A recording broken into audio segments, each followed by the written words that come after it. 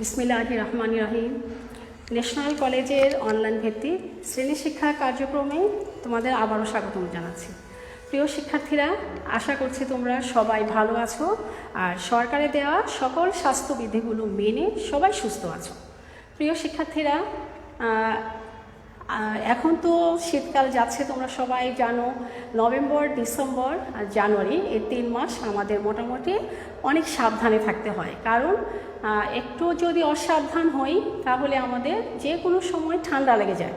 আর তোমরা তো ভালো করে জানো যে ঠান্ডা লেগে গেলে সাধারণত আমাদের কী হয়, আমাদের মাথা ধরে, তারপর চোখ, অনেক সময় ব্যথা হয়, কান, নাক, গলা, এগুলো আমাদের খুব প্রবলেম হয়, কারণ এই অঙ্গগুলো আমাদের মাথায় অবস্থিত।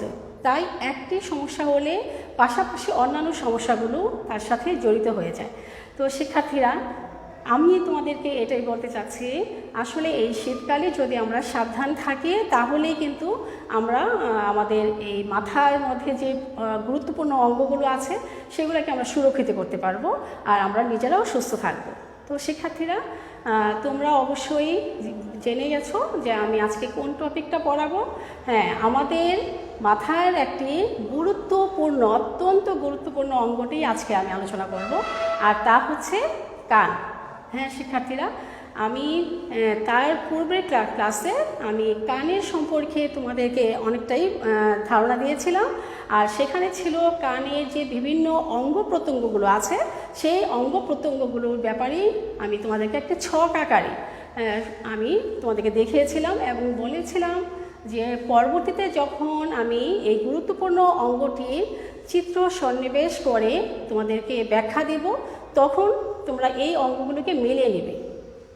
প্রিয় শিক্ষার্থীরা, এই কানের থেকে তোমাদের অনেক প্রশ্ন আসে। অন্তঃকর্ণের গঠন আসতে পারে, বহিকর্ণের গঠন আসতে পারে, মধ্যকর্ণের গঠন আসতে পারে, আবার সম্পূর্ণ কানের চিত্রও আসতে পারে। তো শিক্ষার্থীরা, আমি তোমাদেরকে এই গুরুত্বপূর্ণ অঙ্গটি ব্যাখ্যা করার জন্য শুধু চিত্র নয়, আমি নিজে এঁকেও তোমাদেরকে আমি পাশাপাশি চিত্রটাকে কিভাবে আঁকতে হবে এবং একে কিভাবে বর্ণনা করা যায় আমি সেই কাজটিও আজকে তোমাদেরকে করব। তো শিক্ষার্থীরা, আজকে আমি তোমাদের জন্য একটি চিত্র সন্নিবেশ করেছি, পাশাপাশি তোমরা যেন নিজেরা অঙ্কন করতে পারো। পরীক্ষাতে অনেক সময় অন্তঃকর্ণের গঠন আসে, মধ্যকর্ণের গঠন আসে, তখন তো চিত্র এঁকে বর্ণনা করতে হবে, তাই আমি চিত্র আঁকাটাও তোমাদেরকে শেখানোর চেষ্টা করব। তার আগে তোমরা খাতা, কলম, পেন্সিল, রাবার সব নিয়ে রেডি থাকবে। আমার বায়োলজি ক্লাসে প্রচুর চিত্র থাকে, তোমরা সেটা সবাই অবগত আছো, তাই অবশ্যই খাতা, কলম আর পেন্সিল, রাবার সব থাকবে তোমাদের সাথে। তো শিক্ষার্থীরা, ক্লাসটি শুরু করার আগে আমি জানতে চাচ্ছি বাইরে থেকে কোনো সাউন্ড আসছে কিনা আর লেখাটা স্পষ্ট আছে কিনা আমাকে দ্রুত অবগত করলে ভালো হয়। তো শিক্ষার্থীরা, আমি যে বিশেষ অঙ্গটি নিয়ে আজকে আলোচনা করব সেটি হচ্ছে কান। তো শিক্ষার্থীরা, কান হচ্ছে আমাদের কান কোথায় অবস্থান করেছে তোমরা সবাই জানো, মাথার দুপাশে, অর্থাৎ আমাদের চোখের বা পিছনে মাথার দুপাশে এই কানটা, আমাদের কান, একজোড়া কান অবস্থিত। তো শিক্ষার্থীরা, কানের যে অংশটুকু আমরা দেখতে পাই সেটা আসলে খুব সামান্য অংশ, আর ভেতরে কিন্তু আমাদের খোলের ভিতরে কানের সবচেয়ে বেশি অংশটা রয়ে গেছে। তো শিক্ষার্থীরা, কানের আমাদের যে কানের বিভিন্ন অংশগুলো, আমাদের মাথার খুলির যে টেম্পোরাল অস্থি আছে সেই অস্থিগুলোর কোটরের মধ্যে সুরক্ষিত অবস্থায় থাকে। তো শিক্ষার্থীরা, আমাকে অবগত করো, আমি এখন কান সম্পর্কে বর্ণনা করার পূর্বে আমি নিজে একটি কানের চিত্র অঙ্কন করব, আর তোমরা লম্বচ্ছেদের চিত্র অঙ্কন করব, আর তোমরা আমার সাথে সাথে চিত্রটি অঙ্কন করে নেবে। তারপর আমি কালারফুল চিত্রের সাথে আমার চিত্রের সাথে সমন্বয় করে তোমাদেরকে আমি ব্যাখ্যা করার চেষ্টা করব। আশা করি তোমরা মন দিয়ে বোঝার চেষ্টা করবে। তো শিক্ষার্থীরা, এখন আমাকে একটু অবগত করো যে কানের অংশটুকু লেখা দেখা যাচ্ছে কিনা। হ্যাঁ, ওয়ালাইকুম সালাম আবির। আচ্ছা, এখন আমি রাজু। হ্যাঁ, ওয়ালাইকুম সালাম। তোমরা আশা করি সবাই ভালো আছো। তো আমার সাথে সাথে চিত্র অঙ্কন করে ফেলো। তো শিক্ষার্থীরা, আমি কানের লম্বচ্ছেদের চিত্র অঙ্কন করছি। তোমরা অবশ্যই অবগত আছো, আমি কানের লম্বচ্ছেদের চিত্র এখন অঙ্কন করব। তো এখন দেখো, কানের লম্বচ্ছেদের চিত্র অঙ্কন করতে গেলে আমাদের কোন কোন বিষয়গুলো আগে দেখতে হবে। আমি যদিও তোমাদের জন্য একটি চিত্র সন্নিবেশ করেছি, কিন্তু শিক্ষার্থীরা পরীক্ষায় কিন্তু তোমাদের কানের চিত্রটা অঙ্কন করতে হবে। বর্ণনা করতে গেলে কানের চিত্র অঙ্কন করে তারপর বর্ণনা করতে হবে। তাহলে শিক্ষার্থীরা লক্ষ্য করো, প্রথমে আমরা কিভাবে করতে পারি, এইভাবে আমরা কানের বহির অংশটা অঙ্কন করব। তারপরে আমার সাথে সাথে তোমরা অঙ্কন করার চেষ্টা করো। হ্যাঁ, এখন দেখো, এটা হচ্ছে পিনা। শিক্ষার্থীরা, এটা হচ্ছে পিনা। পিনা এই অংশটা আমরা এভাবে অঙ্কন করতে পারি। তারপরে হচ্ছে কর্ণকুহর, এটা হচ্ছে কর্ণকুহর। এখন আমি কর্ণকুহরটা এভাবে আঁকাচ্ছি এবং এই কর্ণকুহরের এই পাশে একটি টিম্প্যানিক পর্দা আছে। কর্ণকুহরের এখানে একটি টিম্প্যানিক পর্দা আছে। তো শিক্ষার্থীরা চিত্রটা আমার সাথে সাথে অঙ্কন করো। এটা হচ্ছে টিম্প্যানিক পর্দা। তো এখন এই টিম্প্যানিক পর্দাটা আমরা এভাবে আঁকতে পারি। এইভাবে তোমরা আমার সাথে সাথে টিম্প্যানিক পর্দাটা এঁকে ফেলো।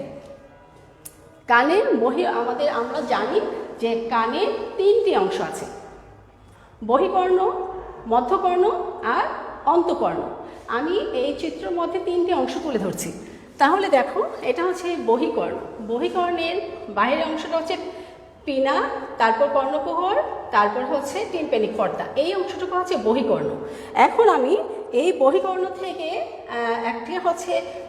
আমি আরেকটু অস্থি আঁকাচ্ছি, সেটার নাম হচ্ছে মেলিয়াস। এই অংশটা হচ্ছে মেলিয়াস। অর্থাৎ তোমরা এই অংশটাকে এভাবে আঁকো, এটা হচ্ছে মেলিয়াস। তো এই অংশটা মেলিয়াসের সাথে ইনকাস অংশটা, কানের অন্তকর্ণ, এটা ইনকাস অংশটা এখানে যুক্ত হবে। আমরা এবার ইনকাস অংশটুকু আমি আঁকাচ্ছি। তাহলে দেখো শিক্ষার্থীরা, ইনকাস অংশটা এভাবে গিয়ে এখন এখানের মধ্যে এইটা হচ্ছে স্টেপিস। এটা অন্তকর্ণের সবচেয়ে ক্ষুদ্রতম অস্থি। এই অস্থিটা হচ্ছে স্টেপিস, যেটা অন্তকর্ণের সবচেয়ে ক্ষুদ্রতম অস্থি। এই স্টেপিসটা এখানে আমরা এখন দুইটা গর্ত আছে। তো আমরা এই অংশটা এঁকে নিলাম। প্রথমে তোমরা এই অংশটুকু আঁকাও। তাহলে অন্তকর্ণের মধ্যে তিনটা হাড় আছে, একটা হচ্ছে ইনকাস, আর এটা মেলিয়াস, ইনকাস, আর এই অংশটা হচ্ছে স্টেপিস। তাহলে শিক্ষার্থীরা এইটুকু তোমরা আগে এঁকে নাও। পরবর্তী অংশে আমি আবার যাচ্ছি। তারপরে আমরা যেটা করব সেটা হচ্ছে এই অংশটা থেকে আমরা এবার এভাবে করে একটি অংশ আমরা এঁকে ফেলব। এভাবে করে নিয়ে আসো, তোমরা চিত্রটা এভাবে করে নিয়ে আসো। তো শিক্ষার্থীরা, এরপরে আমরা এখানে আরেকটি গর্ত আছে, আমরা সেই অংশটা এঁকে ফেলি। এখন আমরা এই অংশটা এভাবে, আমার সাথে সাথে আমি দ্রুত আঁকাচ্ছি না, তোমাদেরকে শেখানোর জন্য আমি ধীরে ধীরে আঁকাচ্ছি। তোমরা এভাবে করে নাও। তারপরে এই অংশটা এভাবে নিয়ে আসো। হ্যাঁ, এইভাবে তোমরা এইটুকু এঁকে ফেলো। তো শিক্ষার্থীরা, তারপরে আমরা যেটা করব সেটা হচ্ছে এই অংশটা থেকে আমরা আরও কিছু এইটুকু আগে এঁকে নাও। এটা হচ্ছে মধ্যকর্ণ। মধ্যকর্ণের পরে আমরা এবার অন্তকর্ণের অংশটুকু আঁকাবো। অন্তকর্ণের অংশটা আঁকাতে গেলে আমাদের এইভাবে করে নিয়ে আসতে হবে। তো শিক্ষার্থী, অন্তকর্ণটা আর একটু এইবার দেখো, অন্তকর্ণের এই অংশটুকু তো আমাকে এখন একটু ছোট করে আঁকতে হবে, স্পেস কম এই পাশে, তবুও আমি আঁকাচ্ছি। এখন তোমরা যেটা করবে সেটা হচ্ছে এখানে তিনটা অস্থি আছে। এইটা হচ্ছে একটা নালী আছে, এই একটা নালী, আরেকটা নালী, আর এটা হচ্ছে অনুলম্বভাবে দুইটা নালী, আর এটা হচ্ছে অনুভূমিকভাবে লম্ব। তো শিক্ষার্থীরা, এই অনুভূমিকভাবে এখানে দুটি লম্ব হয়েছে। এখন এইটা হচ্ছে অন্তকর্ণের অংশ। অন্তকর্ণের এই অংশটা থেকে আমরা এখন এটাকে আমরা কি করব, এইভাবে করে, আর এখান থেকে যে অংশটা গিয়েছিল এই অংশ থেকে সেটা হচ্ছে এইভাবে গিয়ে এখানে ককলিয়ার সৃষ্টি করবে। তো এই অংশটা হচ্ছে ককলিয়া। তো শিক্ষার্থীরা মোটামুটি আমাদের চিত্রটা শেষ। এখন আমি তোমাদেরকে যে অংশটা বুঝাবো লেবেলিংটা দেখে নাও। তো লেবেলিংয়ের মধ্যে আমরা কি দেখতে পাচ্ছি, এটা হচ্ছে এই অংশটুকু হচ্ছে বহিকর্ণ, কানের এই অংশটার নাম হচ্ছে বহিকর্ণ, বহিকর্ণ। তারপর হচ্ছে এই অংশটুকু হচ্ছে মধ্যকর্ণ, মধ্যকর্ণ। আর এই অংশটুকু হচ্ছে অন্তকর্ণ, অন্তকর্ণ, কর্ণ। এখন শিক্ষার্থীরা দেখো কোন অংশটা কি নাম। এখন বহিকর্ণ এটা, এই অংশটা কিন্তু বায়ুপূর্ণ, তোমরা লিখে রাখো, এটা হচ্ছে বায়ুপূর্ণ। তাহলে বহিকর্ণের এই অংশটা হচ্ছে বায়ুপূর্ণ। তো বায়ুপূর্ণ এই অংশটা, তাহলে দেখো এই অংশটার নাম হচ্ছে পিনা, এটা হচ্ছে পিনা। আর কর্ণকুহর হচ্ছে এই অংশটুকু হচ্ছে কর্ণকুহর। আমি বাইরে এটা লেবেলিংটা দেখাচ্ছি, এটা কর্ণকুহর। তারপরে দেখো, আর এটা হচ্ছে টিম্প্যানিক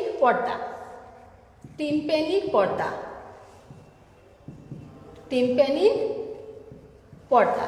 তারপরে শিক্ষার্থীরা এটা হচ্ছে বহিকর্ণ, তাহলে বহিকর্ণটা হচ্ছে বায়ুপূর্ণ। তো শিক্ষার্থীরা লেখাটা দেখো, এই হচ্ছে বহিকর্ণের মধ্যে হচ্ছে তিনটা অংশ, পিনা, কর্ণকুহর, টিম্প্যানিক পর্দা। তারপরে হচ্ছে মধ্যকর্ণের মধ্যে আমরা দেখতে পাচ্ছি এই অংশটা হচ্ছে মেলিয়াস, ইনকাস, স্টেপিস। আমি সবগুলো নিচে টেনে দিচ্ছি, এটা হচ্ছে মেলিয়াস,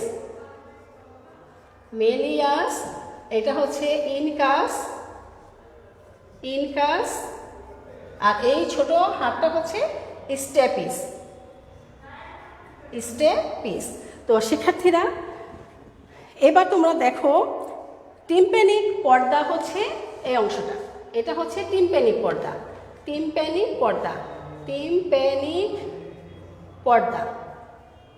আর টিম্প্যানিক পর্দা আর ইউস্টেশিয়ান নালী হচ্ছে এটা, এই অংশটার নাম হচ্ছে ইউস্টেশিয়ান নালী,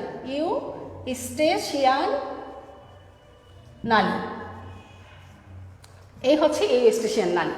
এখানে আমরা দুটি ছিদ্র দেখতে পাচ্ছি, একটা হচ্ছে ফেনেস্টা রোটান্ডা, নিচেরটা হচ্ছে ফেনেস্টা রুটান্ডা, ফেনেস্টা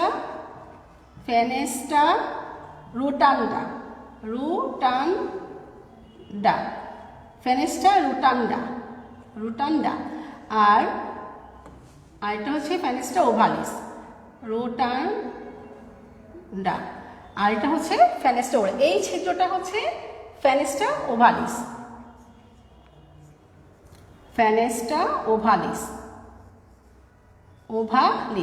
তো শিক্ষার্থীরা এরপরে আমরা দেখতে পাবো তরলপূর্ণ, এটা বায়ুপূর্ণ। মধ্যকর্ণের এই অংশটাও কিন্তু বায়ুপূর্ণ, মনে রাখবে এটাও বায়ুপূর্ণ। তাহলে অন্তকর্ণ এবং মধ্যকর্ণ দুটো অংশই হচ্ছে বায়ুপূর্ণ, কিন্তু অন্তকর্ণটা তরলে পূর্ণ। তাহলে এটা আমরা লিখে দিতে পারি তরলপূর্ণ, এটা হচ্ছে তরলপূর্ণ। এখানে আমি লিখছি তরলপূর্ণ। শিক্ষার্থীরা তাহলে দেখো অন্তকর্ণের মধ্যে আমরা কি কি অংশ দেখতে পাচ্ছি, এটা দেখতে পাচ্ছি অর্ধবৃত্তাকার নালী, তারপর হচ্ছে ইউট্রিকুলাস, এই অর্ধবৃত্তাকার নালী, এই দুটা হচ্ছে অর্ধবৃত্তাকার নালী, এগুলো হচ্ছে অর্ধবৃত্তাকার নালী। তাহলে অর্ধবৃত্তাকার নালী।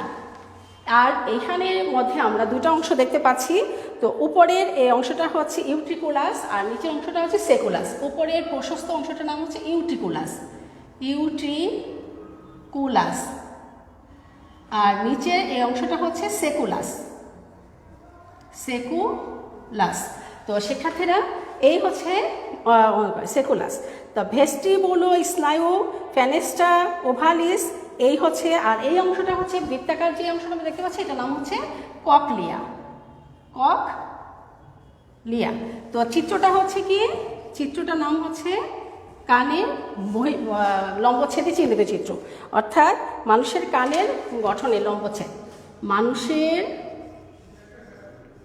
কানের গঠনের লম্বচ্ছেদ। তো শিক্ষার্থীরা এখন দেখো আমি যে চিত্রটা অঙ্কন করেছি সেটা হচ্ছে তোমাদের পরীক্ষাতে চিত্র অঙ্কন করার জন্য, যখন আসবে তখন চিত্রটা তোমাদের এঁকে বুঝাতে হবে, তাই আমি এই অংশটা এঁকে দেখিয়েছি তো চিত্র অঙ্কনের মাধ্যমে। আর তোমরা দেখো শিক্ষার্থীরা, যেটা আমি তোমরা আরেকটু বোঝার জন্য আমি এই অংশটাকে লাল দিয়ে একটু চিহ্নিত করে দিতে পারি। সেই অংশটা হচ্ছে, এটা দেখে রাখো, এই অংশটা হচ্ছে অন্তঃকর্ণের মধ্যকর্ণের 3টা হাড়, এটা হচ্ছে মেলিয়াস, এই অংশটা হচ্ছে মেলিয়াস, এটা হচ্ছে ইনকাস, আর এই ছোট হাড়টা হচ্ছে স্টেপস, এই, আর এই দুটা হচ্ছে ছিদ্র। তাহলে দেখো শিক্ষার্থীরা, এখন আমরা যদি এই কানের গঠনটা দেখতে পাই তাহলে কি আসছে, যে কানের একটি মানুষের কানের গঠনে আমরা কি দেখতে পাচ্ছি, 3টা অংশ দেখতে পাচ্ছি। কানের গঠনের ক্ষেত্রে আমরা 3টি অংশ দেখতে পাচ্ছি। একটি হচ্ছে বহিকর্ণ যেটা বায়ুপূর্ণ, একটা হচ্ছে মধ্যকর্ণ যেটা বায়ুপূর্ণ, এবং আরেকটা হচ্ছে অন্তঃকর্ণ যেটা তরলে পূর্ণ। তো শিক্ষার্থীরা, এই বায়ুপূর্ণ অংশটা অর্থাৎ কানের এটা বহি অংশ, এই বহি অংশের মধ্যে প্রধান অংশগুলো হচ্ছে পিনা, যে কানের ছাতা যেটাকে আমরা বলি, কর্ণছত্র প্রশস্ত যে অংশটা, এই কর্ণছত্রটা আসলে আমরা এখানে আরেকটা ছবিতে দেখে নিতে পারি, এটা হচ্ছে কর্ণছত্র, যেটা আমি তোমাদের চিত্রে এঁকে দিয়েছি, এটা কর্ণছত্র। এটা কীরকম, এটা হচ্ছে প্রশস্ত, তারপরে হচ্ছে এটা কিছুটা নমনীয়, তারপরে হচ্ছে এটার এই অংশটা তোমরা দেখে নাও, এটা হচ্ছে প্রশস্ত নমনীয়, তারপরে হচ্ছে শিক্ষার্থীরা, তাহলে দেখো এই প্রশস্ত, এখানে কিন্তু স্নায়ু আছে কিন্তু সেটা কার্যক্ষম নয়, ফলে আমরা কি করতে পারি, পিনার এই অংশটা কিন্তু মাথার দুপাশে অবস্থিত, অর্থাৎ কর্ণছত্রটা আমাদের মাথার দুপাশে কিন্তু আমরা এই কর্ণছত্রটাকে দেখতে পাই, মাথার দুপাশে কর্ণছত্রটাকে আমরা দেখি। আর এটা কিন্তু তরুণাস্থি নির্মিত, কিন্তু এখানে কিছু স্নায়ু আছে, এখানে কিছু আমরা দেখতে পারি এটা বাইরে প্রসারিত, আর এর মধ্যে কিছু লোমশ থাকে, এই অংশটার মধ্যে কিছু লোমশ আমরা দেখতে পাই কানের এই পিনার মধ্যে। তো শিক্ষার্থীরা, এই পিনাটার মধ্যে আমরা এখানে কিন্তু কিছু পেশিতন্ত্র আছে, তো এই মধ্যকর্ণের এই ছাতার মধ্যে কিছু পেশিতন্ত্র আছে, কিন্তু সেটা কার্যক্রম নয়, ফলে কান একা একা নড়তে পারে না। কোথাও থেকে যদি কোনো শব্দ আসে তখন আমরা কি করি, আমরা আমাদের মাথা সহ কানটাকে সেই শব্দ দেখে আমরা ঘুরিয়ে শ্রবণটা শোনার চেষ্টা করি, কারণ কানের যে ছাতাটা আছে এই অংশটার মধ্যে বেশি থাকলেও সেটা কর্মক্ষম নয় যে কানকে নাড়াই সেই দিকে মুভমেন্ট করবে, তাহলে আমাদেরকে সেটা মুভমেন্ট করার জন্য মাথাটা, সম্পূর্ণ মাথাটাকে যেদিক থেকে শব্দ আসছে সেই মাথা সহ আমরা কানটাকে সেদিকে অ্যাঙ্গেল করে নিই। তো শিক্ষার্থীরা, এইটাই হচ্ছে সেই পিনা। তারপরে দেখো শিক্ষার্থীরা, কোনো শব্দ খুব ভালোভাবে শোনার জন্য আমরা এই পিনাটাকে ব্যবহার করে থাকি, অর্থাৎ সে কানটাকে আমরা সেই দিকে অ্যাঙ্গেল করে থাকি। তো শিক্ষার্থীরা, এটা কিন্তু কাজ কি করে, এটা কাজ হচ্ছে শব্দ তরঙ্গগুলোকে সংগ্রহ করে, শব্দ তরঙ্গগুলোকে সংগ্রহ করবে এবং কেন্দ্রীভূত করবে। কোথায় কেন্দ্রীভূত করবে, কানের ভেতরের দিকে কেন্দ্রীভূত করবে। শব্দ তরঙ্গটা বাইরে থেকে শব্দ তরঙ্গটাকে সংগ্রহ করবে এবং কেন্দ্রীভূত করে সেটা বহি অডিটরিতে সেটা কি করবে, মিটাসের মধ্যে প্রবেশ করবে। বহি অডিটরি মিটাস অর্থাৎ কর্ণকুহরে সেটাকে প্রবেশে সাহায্য করবে। এই হচ্ছে বহিকর্ণের পিনার অংশটুকু। তো শিক্ষার্থীরা, বহিকর্ণের পিনাটি তাহলে আমরা কি বলতে পারি, এটি হচ্ছে কর্ণছত্র, যেটি পিনা বা কর্ণছত্র সেটি হচ্ছে মাথার দুপাশে অবস্থিত, তরুণাস্থি নির্মিত এবং কানের বাইরে প্রসারিত যে অংশ এবং সেটা লোমশ যুক্ত যে অংশটা আমরা দেখতে পাই সেটাই হচ্ছে পিনা। শিক্ষার্থীরা, বহিকর্ণের দ্বিতীয় অংশটার নাম হচ্ছে কর্ণকুহর। কুহর, অর্থাৎ এই নলাকার অংশটি। তো কর্ণকুহর এটা অর্থকে কি বলা হয়? এক্সটার্নাল অডিটরি মিটাস, অর্থাৎ এক্সটার্নাল অডিটরি মিটাস বা কর্ণকুহর। শিক্ষার্থীরা, তাহলে কর্ণকুহরটা তোমরা অবস্থান দেখেই বুঝতে পারছো যে কর্ণকুহরটা এখানে আমি যে পোস্টারটা ব্যবহার করেছি সেখানে দেখো এটা কর্ণকুহর, কালার পেস্ট করা, আর আমি যেটা চিত্র অঙ্কন করেছি সেটাই এটা কর্ণকুহর। তাহলে আমরা কি বলতে পারি? এটা হচ্ছে বহিকর্ণের দ্বিতীয় অংশ কর্ণকুহর, এক্সটার্নাল অডিটরি মিটাস। এই এক্সটার্নাল অডিটরি মিটাসটা হচ্ছে কর্ণ, এটা ছত্র, যেটা কর্ণছত্রের পরবর্তী অংশ, যা থেকে শুরু হয়ে এটা কি করছে, এটা পিনার কেন্দ্রের, যে পিনাটার কেন্দ্রের মধ্যে কানের যে বহিঃছিদ্রটা অবস্থিত করে আছে সেখান থেকে এই নালীটা শুরু হয়েছে এবং শুরু হয়ে এটা টিম্প্যানিক পর্দা পর্যন্ত যে অংশটুকু আমরা দেখতে পাচ্ছি সেটাই হচ্ছে বহিকর্ণের কর্ণকুহর বা অডিটরি মিটাস, অর্থাৎ এটা হচ্ছে এক্সটার্নাল অডিটরি মিটাস। শিক্ষার্থীরা, এই এক্সটার্নাল অডিটরি মিটাস এর বাইরের দিকে 2/3 হচ্ছে তরুণাস্থি নির্মিত, অর্থাৎ এই কুহরের 2/3 হচ্ছে তরুণাস্থি আর 1/3 হচ্ছে অস্থি দ্বারা গঠিত। আমি আবারও বলছি, এই এক্সটার্নাল অডিটরি মিটাস যেটি, সেটার মধ্যে অস্থি এবং তরুণাস্থি দুটাই আছে।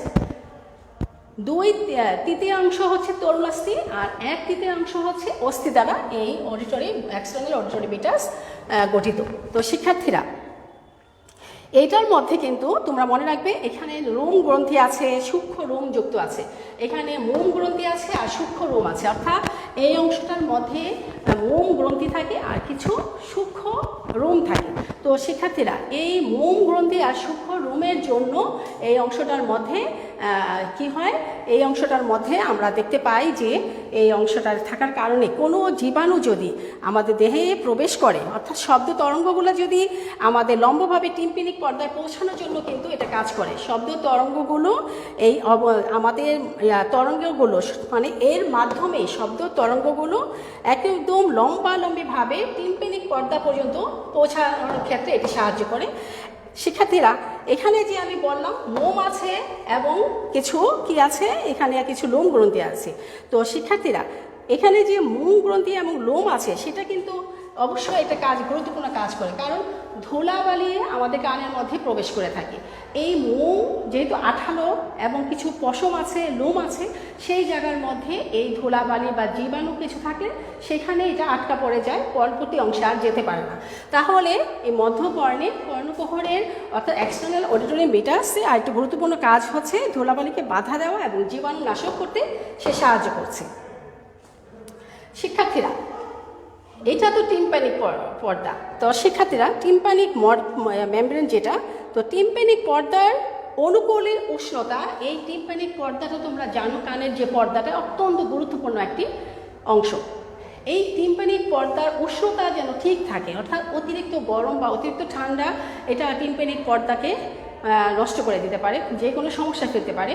কিন্তু এই এক্সটার্নাল অডিটরি মিটাস অংশটি টিম্প্যানিক পর্দাকেও সুরক্ষিত রাখছে। কিভাবে?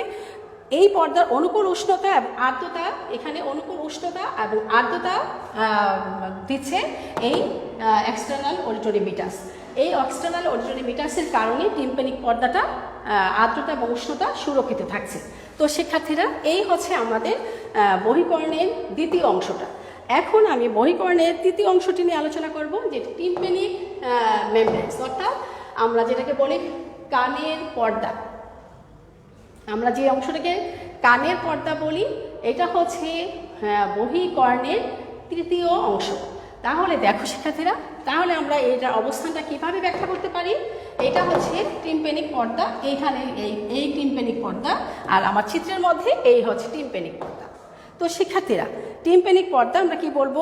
বহি অডিটরি মিটাসের শেষ প্রান্তে, বহি অডিটরি মিটাসটা যেখানে শেষ হয়েছে সেই শেষ প্রান্তে এই টিম্প্যানিক পর্দাটাকে আমরা দেখতে পাই। আর সেটা হচ্ছে শেষ, আর হচ্ছে যে মধ্যকর্ণের মধ্যে এর পরবর্তী অংশটা যেহেতু মধ্যকর্ণ, তাহলে বহিকর্ণের শেষ প্রান্তে আর মধ্যকর্ণের মাঝখানে এই সংযোগ স্থানে এই টিম্প্যানিক পর্দাটা মেমব্রেনসটা অবস্থিত। এবং এই টিম্প্যানিক পর্দাটা অবস্থিত হওয়ার কারণে এখানে কি হচ্ছে, এই টিম্প্যানিক পর্দাটা কিন্তু আড়াআড়িভাবে অবস্থিত, দেখো একটু অ্যাঙ্গেল করে অবস্থিত, একটু কাত হয়ে আছে, অর্থাৎ এটা আড়াআড়িভাবে অবস্থিত করেছে। শিক্ষার্থীরা, এটা আমরা কিরকম দেখতে পাচ্ছি, অবশ্যই ডিম পাকার। আর এর বৈশিষ্ট্যটা হচ্ছে এটাই স্থিতিস্থাপক, তার মানে এটি হচ্ছে ডিম পাকার আর হচ্ছে স্থিতিস্থাপক, এই টিম্প্যানিক পর্দার বৈশিষ্ট্যটি। তো স্থিতিস্থাপক আর হচ্ছে যে এটা কিন্তু আমরা এই বাইরের দিকে, এই বাইরের অংশটাকে আমরা দেখতে পাচ্ছি উত্তর, কিন্তু ভেতরের অংশটা অবতল। তার মানে টিম্প্যানিক পর্দাটা হচ্ছে বহি কর্ণের তৃতীয় অংশ, এটি এক্সটার্নাল অডিটরি মিটাসের পরবর্তী অংশ এবং অন্তঃকর্ণের মাঝামাঝি এটি অবস্থান করে, এটি একটু অ্যাঙ্গেলে অবস্থান করে। আর এটা দেখতে ডিম্বাকার, উপরের দিকে উত্তল, ভিতর দিকে অবতল। তাহলে শিক্ষার্থীরা, এই অংশটা আমরা জেনে গেলাম। এটা কিন্তু আমরা দেখতে পারি যে এইটা কিন্তু মধ্যকর্ণের মেলিয়াস, ইনকাস, স্টেপিস যে তিনটা অস্থি থাকে, এই মেলিয়াসের একটা অংশ এই টিম্প্যানিক পর্দার সাথে সংযোগ থাকে। মেলিয়াসের অস্থির সাথে টিম্প্যানিক পর্দাটা এই মেলিয়াস অস্থির সাথে যুক্ত হয়ে আছে, আমরা চিত্রের মধ্যে দেখতে পাচ্ছি। তাহলে শিক্ষার্থীরা, এবার আমরা আসি এইটা কি কাজ করছে। এই টিম্প্যানিক পর্দা অর্থাৎ অডিটরি মিটাসের পরবর্তী অংশ যে টিম্প্যানিক পর্দা, সেটা কি কাজ করছে, বহিকর্ণকে মধ্যকর্ণ থেকে পৃথক করে রাখছে। আমরা তো দেখতেই পাচ্ছি যে এটা বহিকর্ণ আর মধ্যকর্ণের মাঝখানে যেহেতু ওটা অবস্থান করছে, তাই বহিকর্ণ এবং মধ্যকর্ণের মাঝখানে এটি দুটি অংশকে এটি পৃথক করে রাখতে সাহায্য করছে।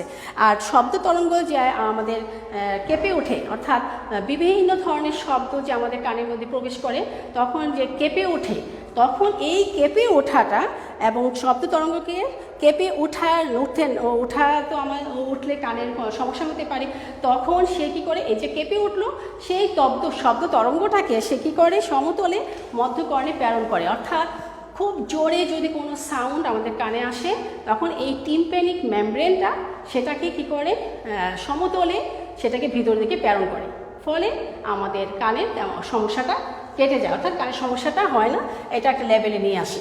তাহলে আমরা বলতে পারি শব্দ তরঙ্গ যে কেঁপে ওঠে, সেই শব্দ তরঙ্গকে সমতলে মধ্যকর্ণের দিকে প্রেরণ করাটা হচ্ছে টিম্প্যানিক পর্দা বা টিম্প্যানিক মেমব্রেনের আরেকটি কাজ। তো শিক্ষার্থীরা, এবার আমি আসছি মধ্যকর্ণ নিয়ে। শিক্ষার্থীরা, তোমরা দেখতেই পাচ্ছ যে মধ্যকর্ণের মধ্যে এখানে আমরা তিনটি অস্থি দেখতে পাচ্ছি অসম আকৃতি। এখানে মধ্যকর্ণের মধ্যে তিনটি অস্থি আছে এবং প্রত্যেকটা অস্থি বিভিন্ন ধরনের টাইপের, তাই আমরা বলতে পারি মধ্যকর্ণটি তিনটি অস্থি নিয়ে গঠিত যা অসম আকৃতি। তাহলে দেখো এই চিত্রে, আমার চিত্রের মধ্যে তিনটা দেখে নাও, সহজ হবে। এইখানে আমরা দেখতে পাচ্ছি তিনটি অস্থি আছে যেটা অসম আকৃতি। তো শিক্ষার্থীরা, মধ্যকর্ণটা কিন্তু বায়ুপূর্ণ এবং বহিকর্ণটাও বায়ুপূর্ণ, আমি প্রথমেই বলেছিলাম এটা বায়ুপূর্ণ থাকে। তো শিক্ষার্থীরা, এই যে মধ্যকর্ণটা দেখা যাচ্ছে, তো সেটা কিন্তু এক ধরনের বায়ুপূর্ণ প্রকোষ্ঠ, আর করটির টিম্প্যানিক বুলোর মধ্যে থাকে, এটা ভিতরে অবস্থিত, এটা টিম্প্যানিক বুলোর ভিতরে এই মধ্যকর্ণটা অবস্থিত। তো শিক্ষার্থীরা, এখন দেখো এই মধ্যকর্ণের মধ্যে আমরা তিনটি অংশ পাচ্ছি। মধ্যকর্ণের মধ্যে আমরা অস্থি পাচ্ছি, তারপরে ইউস্টেশিয়ান নালী পাচ্ছি, তারপরে শিক্ষার্থীরা এখানে আমরা কর্ণ অস্থি পাচ্ছি, তারপরে হচ্ছে আর ছিদ্রপথ পাচ্ছি। তাহলে দেখো এই মধ্যকর্ণ অংশটার মধ্যে আমরা পাচ্ছি কর্ণ অস্থি, অর্থাৎ তিন ধরনের অস্থি, আমি যা এখন তোমাদেরকে বলেছিলাম তারপরেও আমি আবার বর্ণনা করব। তাহলে মধ্যকর্ণের অংশটা হচ্ছে কর্ণ অস্থি, তারপরে হচ্ছে ইউস্টেশিয়ান নালী, আর হচ্ছে ছিদ্রপথ। এই তিনটা অংশ নিয়ে আমাদের কানের মধ্যকর্ণ অংশটা অবস্থিত। তো শিক্ষার্থীরা, এবার খেয়াল করো, লক্ষ্য করো, তো আমরা কিন্তু এই কর্ণঅস্থিটা কি, এই কর্ণঅস্থিগুলো মধ্যকর্ণের গহ্বরের ভিতরে, কিন্তু আমি বলেছিলাম যে মধ্যকর্ণের গহ্বরের ভিতরে এই অস্থিগুলো অবস্থান করে। তাহলে এটা হচ্ছে মধ্যকর্ণের গহ্বরের ভিতর, মধ্যকর্ণের গহ্বরের মধ্যে পরস্পর পেশি দিয়ে যুক্ত হয়ে, একটা আরেকটা পেশি দ্বারা এরা যুক্ত হয়ে অসম আকৃতির হয়ে এরা কি করে সন্নিবেশিত হয়ে এটা সজ্জিত আকারে বিন্যস্ত হয়। তাহলে আমি কি বলেছি যে এটা মধ্যকর্ণের ভিতরে, অর্থাৎ এই মধ্যকর্ণটা গহ্বরের অবস্থিত। এটা একটা গর্তের ভিতরে, অর্থাৎ আমাদের কানের গর্তের ভিতরে অবস্থিত, এবং এরা পরস্পর পেশি দ্বারা সংযুক্ত হয়েছে। তিনটি অস্থি পরস্পরের সাথে সংযুক্ত হয়ে এরা ক্রমান্বয়ে সুনির্দিষ্টভাবে সাজানো আছে। তো শিক্ষার্থীরা, এবার আমি তিনটি অস্থির বর্ণনা তোমাদেরকে দিচ্ছি। এই তিনটি অস্থির মধ্যে প্রথম অস্থিটি হচ্ছে মেলিয়াস। তোমরা দেখতে পাচ্ছ, দেখতে অনেকটা হাতুড়ির মতো, অর্থাৎ আমরা হাতুড়ি সবাই চিনি। মেলিয়াস অস্থিটা দেখতে অনেকটা আমাদের যে হাতুড়ি ব্যবহার করা হয় সেই হাতুড়ির মতো। তাহলে দেখো শিক্ষার্থীরা, এটা হচ্ছে হাতুড়ির মতো, আর এটার একদিকে হচ্ছে টিম্প্যানিক পর্দার সাথে যুক্ত, আরেকদিকে ইনকাস অস্থির সাথে যুক্ত। তো শিক্ষার্থীরা বুঝে গেছো মধ্যকর্ণের বর্ণনা আসলে কি বলবা, যে তিনটে অস্থি আছে আর এটি বায়ুপূর্ণ। তো এই অস্থিটা, প্রথম অস্থিটি একদিকে হচ্ছে টিম্প্যানিক মেমব্রেনের সাথে যুক্ত, অন্যদিকে এটি হচ্ছে ইনকাসের অস্থির সাথে যুক্ত। তো শিক্ষার্থীরা এবার দেখে নাও, এইটা যে আর ইনকাসটা হচ্ছে কি, ইনকাসের অবস্থান আমরা বলতে গেলে বলবো যে ইনকাসের একটি অংশ হচ্ছে মেলিয়াস অস্থির সাথে যুক্ত, আরেকটি হচ্ছে আরেকটি অংশ হচ্ছে স্টেপসের সাথে যুক্ত। তো শিক্ষার্থীরা চিত্র দেখে সহজে আমরা এটি বর্ণনা করতে পারি। তাহলে আমরা বলতে পারি এই ইনকাস একদিকে মেলিয়াস, অন্যদিকে স্টেপস, এই দুটির মধ্যে যুক্ত আছে। তো শিক্ষার্থীরা এরপর আসি স্টেপস। আমাদের দেহে যে 206টি অস্থি আছে, এই 206টি অস্থির মধ্যে সবচেয়ে ক্ষুদ্রতম অস্থিটি হচ্ছে এই ইনকাস নামক কানের যে তিনটি অস্থি আছে তার মধ্যে সবচেয়ে ক্ষুদ্রতম অস্থি হচ্ছে ইনকাস। শুধু কানের জন্যই নয়, আমাদের সমগ্র দেহের মধ্যে 206টি অস্থির মধ্যে সবচেয়ে ক্ষুদ্র অস্থিটি হচ্ছে স্টেপস। তোমরা মনে রাখবে শিক্ষার্থীরা, এটা এমসিকিউর জন্য গুরুত্বপূর্ণ যে আমাদের দেহের ক্ষুদ্রতম অস্থিটির নাম কি। আমরা কি বলবো, এইটা ক্ষুদ্রতম, এটার নাম হচ্ছে স্টেপিস। তাহলে এইটুকু অংশ হচ্ছে স্টেপিস। তো শিক্ষার্থীরা এবার আমরা বলতে পারি স্টেপিস অংশটা কিভাবে বর্ণনা করা যায়। এটা অবশ্যই আমরা বলবো, দেখতে এটাকে কিন্তু ত্রিকোণ আকৃতি। আমরা দেখতে পাচ্ছি এই স্টেপিসটা 3 কোণ আকার। তো শিক্ষার্থীরা এই স্টেপিসটা আমরা কি দেখতে পাচ্ছি, এটা হচ্ছে ত্রিকোণ আকৃতি।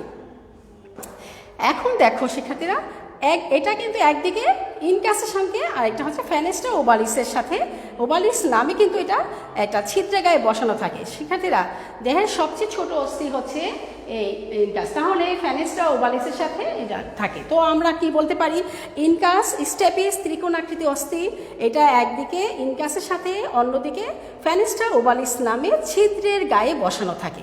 তো শিক্ষার্থীরা এবার দেখো, এই যে ইনকাস নামক অস্থিটির মেলিয়াস ইনকাস, এই যে স্টেপিস নামক অস্থিটি আমাদের কি কাজ করছে কানে। তো এখানে আমরা বলতে পারি এইটি হচ্ছে আমাদের যে এই 3 ধরনের অস্থি আমরা দেখতে পেলাম, এই মধ্যকর্ণের মধ্যে 3 ধরনের অস্থি যে আমরা দেখতে পেলাম, এই 3 ধরনের অস্থি মিলে আমাদের কানের কি ভূমিকা রাখছে। শিক্ষার্থীরা এই 3 ধরনের অস্থি আমাদের দেহের অস্থিগুলো বহিকর্ণের টিম্প্যানিক পর্দা থেকে, বহিকর্ণের এই যে টিম্প্যানিক মেমব্রেন থেকে আমাদের যে শ্রবণটা, সেই শব্দ তরঙ্গটা অন্তঃকর্ণের পেরিলিম্ফের মধ্যে প্রেরণ করার ক্ষেত্রে এই অস্থিগুলো সাহায্য করছে। আমি আবারও বলছি, টিম্প্যানিক পর্দা থেকে শব্দ তরঙ্গটাকে অন্তঃকর্ণের পেরিলিম্ফে বহন করে নেওয়া, অন্তঃকর্ণের পেরিলিম্ফে পর্যন্ত বহন করে নেওয়ার কাজ করছে এই কর্ণ অস্থিগুলো। তো শিক্ষার্থীরা এর পরবর্তী অংশটা হচ্ছে মধ্যকর্ণের আরেকটি অংশের নাম হচ্ছে অংশটার নাম হচ্ছে কি আমরা ছিদ্রপথ, আর একটা হচ্ছে শিক্ষার্থীরা তোমরা লক্ষ্য করো ইউস্টেশিয়ান নালী। তো আমি ইউস্টেশিয়ান নালীটা তোমাদেরকে দেখাচ্ছি। চিত্রের মধ্যে তোমরা ইউস্টেশিয়ান নালী দেখেছো, এইটা হচ্ছে ইউস্টেশিয়ান নালী।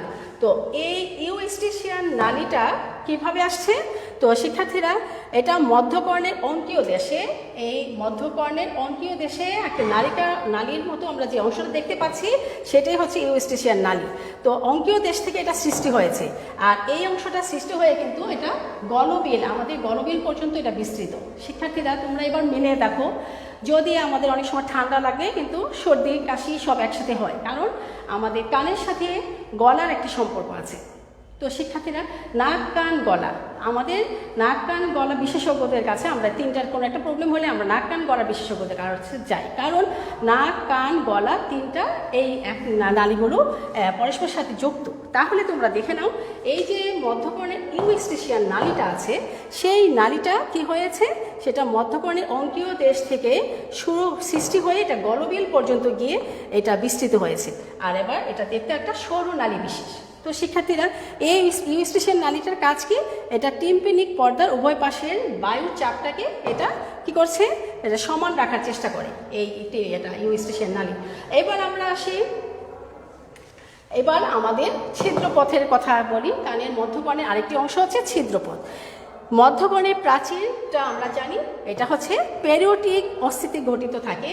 এটা আমরা সবাই জানি যে পেরিওটিক অস্থি দ্বারাই মধ্যকর্ণ অস্থিটা গঠিত। তো শিক্ষার্থীরা, এই যে পেরিওটিক অস্থিটা, এটা কিন্তু সেখানে কিন্তু আমরা দেখতে পাচ্ছি পেরিওটিক অস্থির মধ্যে দুটা ছিদ্র আছে। উপরের যে ছিদ্রটি সেটা হচ্ছে ফেনেস্ট্রা ওভালিস, আর নিচের দিকে যে ছিদ্রটা আমরা দেখতে পাচ্ছি সেটা হচ্ছে ফেনেস্ট্রা রোটান্ডা। আমি এখানে দুটা ছিদ্র এঁকেছি, এটা মধ্যকর্ণেরই আরেকটি অংশ, ছিদ্রপথ। তাহলে দেখো শিক্ষার্থীরা, আমি আবারও বলছি, মধ্যকর্ণটি কি হয়, তো মধ্যকর্ণের প্রাচীর পেরিওটিক অস্থিতে গঠিত। আমরা সবাই জানি এখানে প্রাচীরটা পেরিওটিক অস্থিতে গঠিত। এই পেরিওটিক অস্থির মধ্যে আমরা কি দেখা পাচ্ছি, এখানে দুটি ছিদ্রপথ আছে। উপরের দিকে একটি ছিদ্রপথ যার নাম হচ্ছে ফেনেস্ট্রা ওভালিস, আর নিচের দিকে আরেকটি ছিদ্রপথ সেটা হচ্ছে ফেনেস্ট্রা রোটান্ডা। তো শিক্ষার্থীরা, এই যে উপরের দিকে এই ছিদ্রপথটা দেখতে আমরা ডিম্বাকার মতো দেখতে পাচ্ছি। তো ডিম্বাকার এই ছিদ্রটির নাম হচ্ছে ফেনেস্ট্রা ওভালিস। তো শিক্ষার্থীরা, এই ফেনেস্ট্রা ওভালিস ছিদ্রটা কিন্তু এটা, আর নিচের দিকে গোল একটা ছিদ্র, আমরা এটা মোটামুটি গোল, আমরা এই অংশটাকে আমরা আরেকটু গোল করে দিতে পারি। এই গোল ছিদ্রটা হচ্ছে ফেনেস্ট্রা রোটান্ডা। তো শিক্ষার্থীরা, ফেনেস্ট্রা ওভালিসের মাধ্যমে শব্দ তরঙ্গটা কি করে, এই ওভালিসের মাধ্যমে শব্দ তরঙ্গটা মধ্যকর্ণ থেকে অন্তকর্ণের মধ্যে প্রবেশ করে। অর্থাৎ এখানে যে দুটা ছিদ্র আছে, উপরের যে ডিম্বাকার ছিদ্রটা ফেনেস্ট্রা ওভালিস, আর নিচে যে গোলাকার ছিদ্র সেটা হচ্ছে ফেনেস্ট্রা রোটান্ডা। এই উপরের ছিদ্রটা দিয়ে এই শব্দটা মধ্যকর্ণ থেকে অন্তকর্ণের ভিতরে প্রবেশ করে। আমি আবারও বলছি, উপরের ছিদ্রটি দিয়ে ফেনেস্ট্রা ওভালিসের মাধ্যমে শব্দ মধ্যকর্ণ থেকে অন্তকর্ণের মধ্যে প্রবেশ করছে, আর তা অন্তকর্ণে গিয়ে সেই ককলিয়া হয়ে অন্তকর্ণের মধ্যে প্রবেশ করার পর ককলিয়া হয়ে আবার এই ফেনেস্ট্রা রোটান্ডা দিয়ে সেই শব্দ তরঙ্গ বেরিয়ে আসছে। তাহলে এই দুটা ছিদ্র, মধ্যকর্ণের দুটা ছিদ্র অত্যন্ত গুরুত্বপূর্ণ কাজ করে থাকে। তাহলে দেখো, হ্যাঁ, এরপরে যদি আমরা আসি, সেটা হচ্ছে গিয়ে অন্তকর্ণ। মধ্যকর্ণ শেষ, এবার আসি আমরা অন্তকর্ণের অংশে। তো শিক্ষার্থীরা, এই অন্তকর্ণের মধ্যেও কিন্তু আমরা দুটি অংশ পাচ্ছি, একটা হচ্ছে ইউটিকুলাস ভারসাম্য অঙ্গ, একটা হচ্ছে সেকুলাস। তো একটা হচ্ছে ভারসাম্য অঙ্গ, একটা হচ্ছে শ্রবণ অঙ্গ। সেকুলাসটা হচ্ছে শ্রবণ অঙ্গ। তাহলে এটা হচ্ছে নিচের দিকে সেকুলাস, সেটা শ্রবণ অঙ্গ, আর উপর দিকে ইউটিকুলাস প্রশস্ত অংশটা সেটা হচ্ছে ভারসাম্য অঙ্গ। তাহলে শিক্ষার্থীরা লক্ষ্য করো, অন্তকর্ণের দুটা অংশ, একটা হচ্ছে সেকুলাস আর একটা হচ্ছে ইউটিকুলাস অংশ। তাহলে লক্ষ্য করো, এই ইউটিকুলাস অংশটা হচ্ছে এটা আমাদের ইউটিকুলাস অংশটা সেটা কিন্তু ভারসাম্য রক্ষা করছে, আমাদের দেহের ভারসাম্য রক্ষা করার জন্য এই ইউটিকুলাস অংশটি কাজ করছে। আর সেকুলাস সেটা হচ্ছে আমাদের শ্রবণী অংশ হিসেবে কাজ করছে। তাহলে শিক্ষার্থীরা, তাহলে দেখো শ্রবণ অঙ্গ। এখন আমি যদি এই ইউটিকুলাসের সম্পর্কে তোমাদেরকে ব্যাখ্যা দেই, তাহলে তোমরা কি দেখবে, এই ইউটিকুলাস অংশটা হচ্ছে এই কানের অন্তকর্ণের সবচেয়ে উপরের অংশ, যেটা নাকি গোল একটি প্রকোষ্ঠ আমরা দেখতে পাচ্ছি, মোটামুটি গোলাকার, সেই প্রকোষ্ঠটা হচ্ছে ইউটিকুলাস। তো শিক্ষার্থীরা, এই ইউটিকুলাসে কিন্তু সাথে দুইটা আমরা উলম্ব কিছু হাড় দেখতে পাচ্ছি, দুইটা উলম্ব, একটা আনুভূমিক হাড়। দুইটি ইউটিকুলাস অংশের মধ্যে দুইটি উলম্ব আর একটি আনুভূমিকভাবে আমরা তিনটি নলাকার অংশ দেখতে পাচ্ছি। তো শিক্ষার্থীরা, আনুভূমিকভাবে এই অর্ধবৃত্তাকার নালী দেখতে পাচ্ছি, এইগুলা পরস্পর কিভাবে অবস্থান করেছে, এগুলা পরস্পর সমকোণে আমরা দেখতে পাচ্ছি। আমি আবারও বলছি, এখানে তিনটি নালী দেখতে পাচ্ছি, দুইটি উলম্বভাবে আর একটি আনুভূমিকভাবে, এরা পরস্পর সমকোণে অবস্থিত। তো শিক্ষার্থীরা,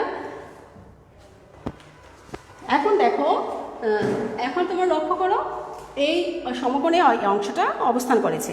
তো প্রত্যেকটা নালী কিন্তু এক প্রান্তে স্থিত হয়েছে এবং সেটা অ্যাম্বুলার টার্ন গঠন করেছে। আর আর শিক্ষার্থীরা দেখো, যার মধ্যে কিন্তু সংবেদী কোষ আর রুমগুলা, এই অংশটার মধ্যে সংবেদী কোষ আর রুমগুলা আমরা দেখতে পাই। এইগুলা কিন্তু চুনময় দেখতে এবং সেটা অটলিত দানায় একত্রিত হয়ে জেলির মতো কুপুলা গঠন করে, আবৃত করে। তো শিক্ষার্থীরা এই অংশটা কি কাজ করছে?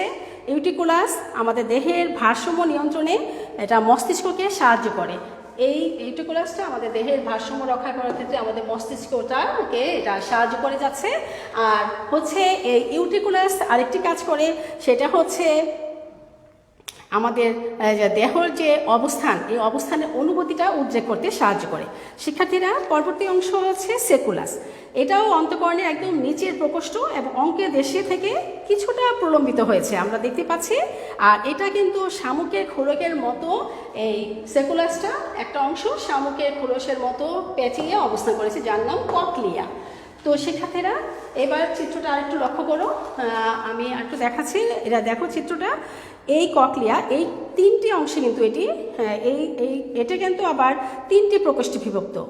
এই ককলিয়ার উপরের দিকে পেরিলিম্ফে পূর্ণ থাকে যে অংশটা, সেটা হচ্ছে স্ক্যালা ভেস্টিবুলি। আর মাঝের মধ্যে যে অ্যান্ডোলিম্ফে পূর্ণ থাকে সেই অংশটার নাম হচ্ছে স্ক্যালা মিডিয়া। আর নিচের দিকে আমরা আরেকটি অংশ দেখতে পাচ্ছি পেরিলিম্ফে পূর্ণ থাকে, আর সেই অংশটা হচ্ছে স্ক্যালা টিম্পেনি। স্ক্যালা মিডিয়া, শিক্ষার্থীরা এই যে মিডিয়াটা দেখতে পাচ্ছি, সেই মিডিয়ার উপরে রেসনার একটা ঝিল্লি আছে, আর নিচের দিকে ঠিক একইভাবে আরেকটা ঝিল্লি আছে, সেটা হলো বেসিলার ঝিল্লি। এই দুটা ঝিল্লি দ্বারা এটি আবদ্ধ আছে। বেসিলার যে নিচের দিকে ঝিল্লিটা, তার উপরের দিকে কিছুটা মানে এপিথেলিয়াম কোষ এখানে রূপান্তরিত হয়, যেটা নাকি সংবেদী অর্গান অফ কোটি গঠন করে থাকি সাধারণত। তো শিক্ষার্থীরা, এই সংবেদী রোমগুলাকেও কিন্তু কপুলায় আবৃত থাকে। তো আমরা এখন দেখতে পাচ্ছি এই যে একেবারে শীর্ষের দিকে আমরা ককলিয়ার একেবারে ঊর্ধ্বে আর একদম নিচের প্রকোষ্ঠে একটি সরু নালিকার অংশ আমরা দেখতে পাচ্ছি। সেটা কি করছে? ঊর্ধ্ব এবং নিম্ন প্রকোষ্ঠে সরু নলাকার এই অংশের সাহায্যে এরা পরস্পর যুক্ত থাকে। তো শিক্ষার্থীরা, এই যে অংশটা, সেটা নাম হচ্ছে হেলিকোট্রিমা। তো শিক্ষার্থীরা, শ্রবণ অনুভূতি জাগানো হচ্ছে এই সেকুলাসের প্রধান কাজ। তাহলে এই সেকুলাসের প্রধান কাজটা হচ্ছে এই শ্রবণ অনুভূতিটা জাগানো। আমাদের যে শুনি আমরা যে শ্রবণ অনুভূতিটা, এই শ্রবণ অনুভূতিটা জাগানোই হচ্ছে এই সেকুলাস, অন্তঃকরণের সেকুলাসের প্রধান কাজ।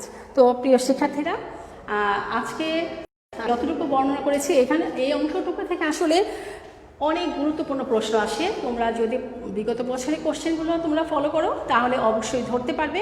তো আমি আবারও তোমাদেরকে শেষবারের মতো আরেকবার এই আমার পোস্টারের চিত্রটা দেখে আমি যা ব্যাখ্যা করেছি সেটা বোঝাচ্ছি, তোমরা এবার লক্ষ্য করো। শিক্ষার্থীরা দেখো, আমি যে তিনটি অস্থির কথা বলেছিলাম, তো এই যে তিনটি অস্থি, এখানে যে তিনটি অস্থি ছিল, এই তিনটি অস্থি আমি আবারও তোমাদের চিত্রের মাধ্যমে একটু দেখাচ্ছি। দেখো, এখানে অন্তঃকরণের তিনটি অর্ধবৃত্তাকার নালী ছিল, সেটা হচ্ছে দুইটি হচ্ছে উলম্বভাবে, একটি আনুভূমিকভাবে। সেটা তোমরা চিত্রের মধ্যে এবার দেখে নাও। এই অংশটা আবার এই চিত্রের মধ্যে দেখে নাও। এই চিত্রের মধ্যে দেখো, এই তিনটা হচ্ছে, এইটা হচ্ছে সেমি সার্কুলার ক্যানেল, এই তিনটা। এখানে হচ্ছে, এটা হচ্ছে অ্যাম্পোলা, এই অংশটা হচ্ছে অ্যাম্পোলা, তারপরে হচ্ছে এটা হচ্ছে এটিকল, আর এখানে কিন্তু সেমি সার্কুলার ক্যানেল, এই তিনটা। তো শিক্ষার্থীরা দেখো, এখানে আছে যে অ্যাম্পোলা, তারপরে হচ্ছে ইন্ডিলাইন ফ্লুইড, এগুলো হচ্ছে একদম ফ্লুইড, আর ভেস্টিবুলার নার্ভ হচ্ছে এই অংশটা। তো শিক্ষার্থীরা, এরপরে তোমরা যদি আরেকটু নিচে লক্ষ্য করো তাহলে এই অংশটা তোমরা দেখো, এই অংশটুকু তোমরা লক্ষ্য করো। এখানে আমরা কী কী দেখতে পাচ্ছি? এই অংশের মধ্যে আমরা দেখতে পাচ্ছি যে এখানে যে এটা সাউন্ড, দেখো শব্দটা কিভাবে আসছে। এই শব্দটা এই তরঙ্গের মাধ্যমে, অর্থাৎ শব্দ তরঙ্গটা এখানে মাধ্যমে এক্সটার্নাল অডিটরি ক্যানেল থেকে এটা টিম্পেনিক পর্দায় মেমব্রেনের মধ্যে, এটা টিম্পেনিক মেমব্রেনে যাচ্ছে এবং সেখান থেকে এটা মেলিয়াস হয়ে ইনকাস, স্টেপিস, এই তিনটা অস্থি এখানে, এবং সেই ভিতর দিয়ে সেটা ককলিয়ার মধ্যে দিয়ে পৌঁছায়ে পরবর্তীতে আবার ফ্যানেসটা রুটানটা দিয়ে বের হয়ে আসছে, ফ্যানেসটা ওভারনিস দিয়ে ককলিয়া পর্যন্ত গিয়ে আবার ফ্যানেসটা রুটানটা দিয়ে এটা বেরিয়ে আসছে। তো শিক্ষার্থীরা এই হচ্ছে মোটামুটি আমাদের কানের অস্থি সম্পর্কে আমাদের মোটামুটি একটা ধারণা। তো আশা করি তোমরা এই ক্লাসটি থেকে তোমরা যতটুকু আমি বুঝিয়েছি তোমরা বাসায় ভালো করে পড়তে হবে, চিত্রটা অঙ্কন করবে, পরীক্ষাতে এখান থেকে অনেক কোশ্চেন আসে। আজকে তাহলে এই পর্যন্তই। আগামী ক্লাসে এই অধ্যায় থেকে আর যেগুলো বাকি আছে আমি সেগুলো নিয়ে আলোচনা করব। তোমরা বাকি অর্থাৎ কানের গঠন, চোখের গঠন আমার বর্ণনা শেষ, কাজগুলো বুঝেছি। তো তোমরা এই অধ্যায় থেকে আরও বিভিন্ন ধরনের যে হরমোনগুলো আছে সেগুলো পড়ে রাখবে। আমি পরবর্তী ক্লাসে হরমোনের উপর আলোচনা করবো বলে আশা করছি। তো আজকে তোমাদের সাথে আমার এখানেই সমাপ্তি। তো তোমরা সবাই ভালো থেকো, সুস্থ থেকো এই কামনা করে আজকের মতো এখানে বিদায় নিচ্ছি। আল্লাহ হাফিজ।